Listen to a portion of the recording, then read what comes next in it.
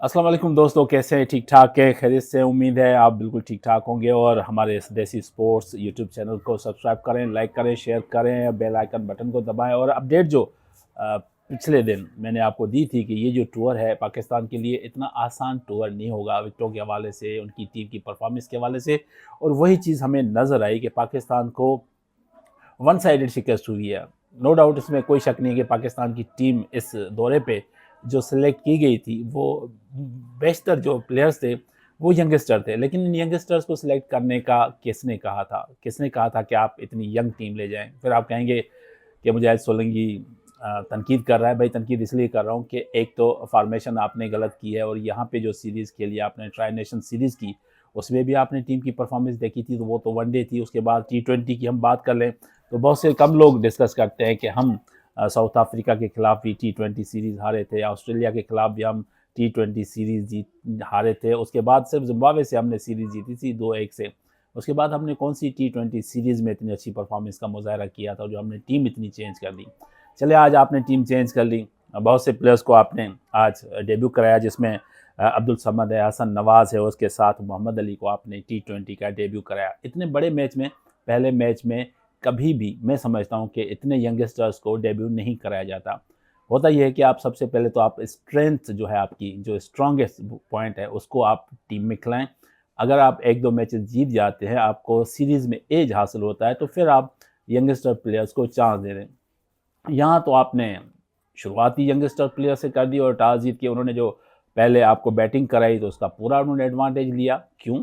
कि विकेट उनको सूट करती थी, विकेट पे वो खेलते हुए थे, होम कंडीशन जिसका ज़िक्र मैंने पिछले दिनों किया था कि भाई उनको एडवांटेज हासिल है, वो एडवांटेज हासिल करना जानते हैं, हम नहीं जानते हैं। तो आपने देखा कि उन्होंने टॉस जीत के पाकिस्तान को जो बैटिंग कराई, 18.4 ओवर में पूरी पाकिस्तान की टीम ढेर हो गई। बड़ी अफसोस की बात है कि जिस तरह से उन्होंने बॉलिंग की, आउटसाइड द ऑफ स्टंप वो बॉल कर रहे थे, ज़बरदस्ती उनको खेलने की कोशिश की हमारे बैटर्स ने। और या तो स्लिप पे कैच आउट हुए, या उन्होंने गली में कैचेस दिए, या ओवरऑल बड़े लॉन्ग शॉट खेलने की बगैर प्लानिंग के। एक मेरिट होती है बॉल की, ओवर पिच बॉल होता है, ऑफ स्टंप से बाहर बॉल होता है, तो उसको आप सर्कल से बाहर खेलें, या लेग स्टंप से बाहर बॉल हो तो उसको आप ज़बरदस्ती चौका छक्का मारने की कोशिश करें तो शॉट लग जाता है। यहाँ तो कोई चीज़ समझ में ही नहीं आ रही थी, इतनी जल्दी थी कि भाई तू चल कि मैं आया, वो एक रूटीन हमें नज़र आती है। अब जितने भी पाकिस्तान प्लेयर्स के आउट होने का स्टाइल देखें, वो उन्होंने ज़बरदस्ती मैचेस जो हैं वो खुद उन्होंने कैचेस दिए हैं बैट्समैन को, तो वो आउट हो गए। अब उसके बाद आप देखें, बैटिंग ऑर्डर की हम बात करें, दोनों ओपनर्स हमारे बगैर किसी स्कोर के आउट हुए हैं। Mohammad Haris wicket keeper batter हैं, वो आउट हुए, उन्होंने कोई रन स्कोर नहीं किया। मोहम्मद नवाज़, हसन नवाज़ की बात करें, वो भी कोई रन बनाए बगैर आउट हुए। फिर सलमान अली आगा थोड़ी देर रहे, लेकिन उन्होंने इम्प्रोवाइज़ खेलने की कोशिश की। कप्तान था, कप्तान को विकेट पे ठहर के बैटिंग करनी चाहिए थी, और दूसरे प्लेयर्स को भी खिलाना चाहिए था, एक ज़िम्मेदारी का मुज़ाहरा करना चाहिए था। लेकिन उन्होंने भी, आपने देखा कितना गलत शॉट खेला और वो अपनी विकेट थ्रो कर गए। इरफान खान अगेन, उसको चांस दिया था हमने पिछले टूर्स पे, वो भी नाकाम रहे, 1 रन। शादाब खान, जिनको आपने किसी के कहने पे, किसी की सिफारिश पे स्क्वाड में शामिल किया, उसकी भी आपने हालत देख ली कि भाई आप मेरिट पे नहीं खिलाएंगे तो उसका असर ये होगा। 3 रन पे आउट हुए। खुशदिल शाह, थोड़ा उन्होंने फाइट बैक किया, लेकिन कैचेस आपने देखे न्यूजीलैंड ने कितने ड्रॉप किए, उसके बावजूद भी वो 33 रन करने में कामयाब हुए, हाईएस्ट स्कोरर थे। फिर आ जाए अब्दुल समद की बात कर लें, उसको भी उन्होंने जल्दी आउट कर दिया। 7 पे जहांदाद खान, जो बेसिकली फास्ट बॉलर हैं, उन्होंने 17 रन फाइट किया, लेकिन पूरी टीम आपकी 91 पे आउट हो गई। और शाहीन शाह अफरीदी, जो खुद को ऑलराउंडर कहलाते हैं, उसका भी असर आपने देखा, और वो सिर्फ 1 रन बना के आउट हुए।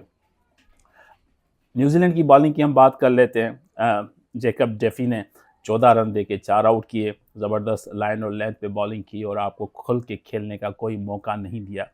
कायल जेसीमैन ने भी 8 रन देके 3 आउट किए, और एच सोदी, उसने भी 2 आउट किए। तो फास्ट और स्पिन का मिक्सअप था जिसने आपको खेलने नहीं दिया, और 91 पे आपको ढेर कर दिया। फिर 92 का टारगेट, 92 इतने बड़े रन नहीं हैं, और ये साबित कर दिया कीवी टीम ने। और वो टारगेट था 10.1 ओवर में उन्होंने आउट स्कोर कर लिया, 1 विकेट के नुकसान पे। टिम सेल्फेट ने 44 रन स्कोर किए, फिल एलन ने 29 रन स्कोर किए। 2-3 बैट्समैनों ने ये सारा स्कोर आपका चेस कर लिया। आपने बॉलिंग एक दफ़ा फिर इब्रार को दी, शहनशाह को दी, मोहम्मद अली को दी, जहांदाद खान को दी, शादाब खान को दी। शादाब खान ने 2 ओवर में 18 रन दिए, 9 की एवरेज बनती है, जिसको हम बड़ा नायब कप्तान बना के टीम के साथ भेजा था हमने कि वो बड़ा ज़बरदस्त परफॉर्म करेगा। देखा आपकी उसकी परफॉर्मेंस, बॉलिंग के साथ बैटिंग की भी आपने देख ली। मोहम्मद अली को ओवर में चांस दिया, 3 ओवर में 25 रन दिए। इब्रार ने 1 विकेट लिया, कामयाब बॉलर था।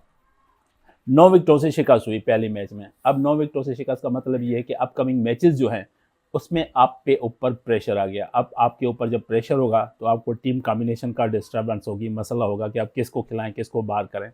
मैं पहले ये कह रहा था कि सबसे पहले तो आप स्ट्रेंथ अपनी, जो आपकी मजबूत टीम है, उसको आप ग्राउंड में उतारें। अगर वो ग्राउंड में उतरेगी, मैच जीतेगी, तो आने वाले मैचेस पे आपके प्रेशर नहीं पड़ेगा। आपने हारिस रऊफ को नहीं खिलाया, आपकी टीम का मेन बॉलर था, उसको आपने साइड लाइन कर दिया। आपने उस्मान खान को स्क्वाड में रखा हुआ है और वो तो पता नहीं कहाँ की लॉबी है, किसका वो प्रेशर है, वो किसकी सपोर्ट है, उसको रखे जा रहे हैं लेकिन खिलाते नहीं है। चैंपियंस ट्रॉफी में आपने उसको रखा, एक मैच भी नहीं खिलाया। फिर आपने उसको T20 स्क्वाड का हिस्सा बनाया और उसमें आज मैच में नहीं खिलाया। बेसिकली वो T20 प्लेयर का कहा जाता है कि T20 टाइप का प्लेयर है, तो भाई T20 टाइप का प्लेयर क्यों नहीं खेला? अगर ये 2 प्लेयर खेल जाते, हो सकता है थोड़ा बहुत रिजल्ट चेंज होता। रिजल्ट चेंज तो नहीं होगा, अभी तो 5 मैचेस है, इसमें भी वो मार धार के आपको एक तरफा शिकस्त दे देंगे। जैसे 2024 में उन्होंने एक के मुकाबले में 4 मैचेस से आपको शिकस्त दी थी। तो अल्लाह करे एक मैच भी हम जीते हैं, लेकिन लगता नहीं है जिस टीम की सिलेक्शन हमने की है। बैटिंग कोच आपने देखा मोहम्मद यूसुफ, जिसको T20 टाइप की क्रिकेट का कोई एक्सपीरियंस नहीं है, वो आपका बैटिंग कोच है। तो डेफिनेटली वनडे और टेस्ट की एक मेंटल अप्रोच अलग होती है, T20 की अप्रोच अलग होती है। फिर आपके आकिब जावेद, अजहर महमूद, क्या बात है, बड़े ज़बरदस्त बॉलर, बड़े ज़बरदस्त कोच, हेड कोच। बॉलर्स की परफॉर्मेंस देखें, इसी मैच में देख लें, किसी बॉलर ने अकॉर्डिंग टू फील्ड बॉलिंग नहीं की भाई। 92 रन तो था बिल्कुल, लेकिन आप बॉल तो ऐसी करते कि लगता कि आपने अच्छी बॉलिंग की है, आपने लाइन लेंथ पे बॉलिंग की है, लेकिन कहीं भी ये चीज़ महसूस नहीं हुई। तो बहुत सी चीज़ें हैं जहाँ से पाकिस्तान क्रिकेट टीम को यहाँ से सीखने का मौका मिल रहा है। अगर सीखेंगे तो अपकमिंग मैचेस में वो अच्छा परफॉर्म करेंगे, अगर नहीं करेंगे तो सीरीज़ हाथों से चली जाएगी। और आप प्लान कर रहे हैं कि हम 2026 के T20 वर्ल्ड कप के लिए टीम बना रहे हैं, अगर इसी टीम बनाएंगे तो फिर हशर भी चैंपियंस ट्रॉफी वाला ही होगा, जैसा हमने यहाँ पे देखा कि हम ना होम ग्राउंड पे परफॉर्म कर सके, ना T20 ऐसे चैंपियंस ट्रॉफी के फाइनल में पहुँचे, ना चैंपियंस ट्रॉफी हमारे मुल्क में हुआ। और जिस तरह से कंडीशन आपने देखी, इतना सारा काम किया मोहसिन नकवी ने, उस पर पानी फेर दिया सिलेक्शन कमेटी ने, आकिब जावेद ने, अजहर महमूद ने। तो उम्मीद है शिकस्त से बंदा सीखता है, अल्लाह करे पाकिस्तान सीखे। इतनी शिकस्त मिल चुकी हैं कि अब मुझे ये महसूस हो रहा है कि जिस तरह से हम फुटबॉल को नहीं देखते, हॉकी को नहीं देखते, अल्लाह ना करे कि ऐसा दिन आ जाए कि हम क्रिकेट भी ना देखें, क्योंकि हमें पता है कि टीम हार जाएगी। तो इस गेम को बचाना है, इस टीम को बचाना है, तो मेरिट पे टीम सेलेक्ट करनी है। उम्मीद है कि अपकमिंग मैचेस में पाकिस्तान अच्छी कारकर्दगी का मुजाहरा करेगा। और देसी स्पोर्ट्स को आप लाइक करें, शेयर करें, सब्सक्राइब करें, बेल आइकन बटन को दबाएं, तो हमारी आने वाली वीडियोस आप तक पहुंचें। लेकिन आपको याद होगा जो कल मैंने वीडियो बनाई थी वो बिल्कुल सही साबित हुई कि पाकिस्तान के लिए डिफ़िकल्टी होगी इस मैच में कामयाबी हासिल करना, और वही हुआ, पाकिस्तान शिकस्त खा गया 9 विकेटों से। अब डिनेडन में दूसरा मैच है जी 18 को, देखते हैं किस कॉम्बिनेशन के साथ जाते हैं। अगर यही टीम खिलानी है तो भाई इसको खिलाओ और 5 मैचेस की शिकस्त खा के वापस आ जाओ। लेकिन एक्सपेरिमेंट भी आप कितने करोगे? इतने ही करोगे जितनी आप टीम लेके गए हो। तो उम्मीद है हम दुआई कर सकते हैं, जैसी दुआएं हमारा फ़र्ज़ है कि हम पाकिस्तानी एज अ पाकिस्तानी आपको दुआएं करते हैं, लेकिन आपका इनपुट होना बहुत ज़रूरी है।